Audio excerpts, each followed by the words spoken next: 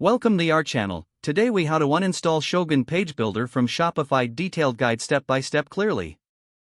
To uninstall Shogun Page Builder from your Shopify store, start by logging into your Shopify admin panel.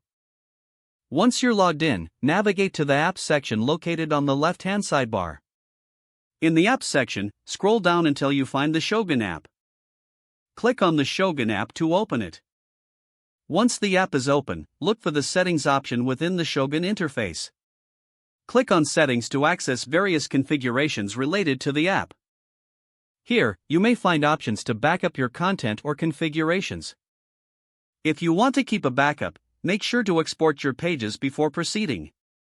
Next, locate the Uninstall or Remove option within the Settings menu.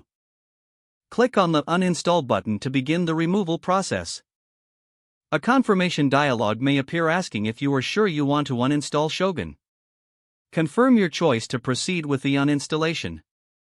After confirming, wait for the app to process the uninstallation. Once the uninstallation is complete, you will be redirected back to the Apps section. You should no longer see Shogun listed in your installed apps. To ensure that Shogun is fully removed, check your online store to see if any Shogun pages are still active. If any remaining Shogun content is visible, consider manually deleting those pages from the Shopify admin panel.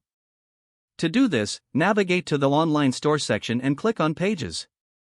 Find any pages that are associated with Shogun and delete them. Finally, review your store to confirm that the Shogun Page Builder has been completely uninstalled and no remnants are left.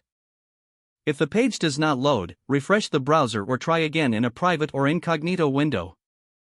Make sure you are using the correct email address, then retype it carefully to avoid small typos. If your password is not accepted, use the reset option and create a new strong password you can remember. Check your spam folder for verification or security emails, then complete any requested confirmation steps. Enable two-factor authentication if available to improve account security and reduce unauthorized access risk. After signing in, review your profile details so your contact information and settings are accurate and current. If you see an error message, note it down and try again after restarting your device and internet connection. Log out when you finish, especially on shared devices, to keep your account and payment information secure. If the page does not load, refresh the browser or try again in a private or incognito window. Don't forget to like this video and subscribe to our channel for more step-by-step tech guides.